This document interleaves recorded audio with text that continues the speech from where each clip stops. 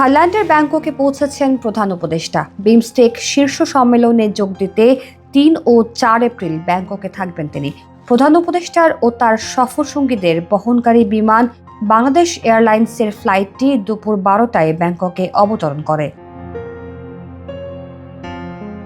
সুবর্ণভূমি আন্তর্জাতিক বিমানবন্দরে প্রধান উপদেষ্টাকে অভ্যর্থনা জানান থাইল্যান্ডের প্রধানমন্ত্রীর কার্যালয়ের সংযুক্ত মন্ত্রী জিরাপরান সিন্দোপারি। থাইল্যান্ডের ঐতিহ্যবাহী ফুলের ব্রেসলেট দিয়ে ডক্টর ইউনুসকে বরণ করে নেন এই থাই প্রতিনিধি।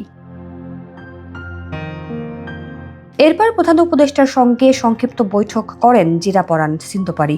সেখানে ষষ্ঠ বিমস্টেক সম্মেলন এবং বাংলাদেশ থাই কূটনৈতিক সম্পর্ক নিয়ে তারা আলোচনা করেন। থাই সরকারের আন্তরিক অভ্যর্থনার জন্য সিন্দোপারিকে ধন্যবাদ জানান প্রধান উপদেষ্টা।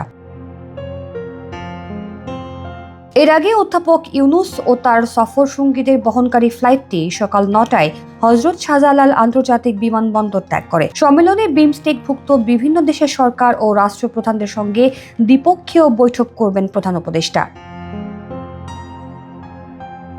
এছাড়া সম্মেলনের সাইড লাইনে মোহাম্মদ ইউনুসের সঙ্গে ভারতের প্রধানমন্ত্রী নরেন্দ্র মোদীর বৈঠক হতে পারে।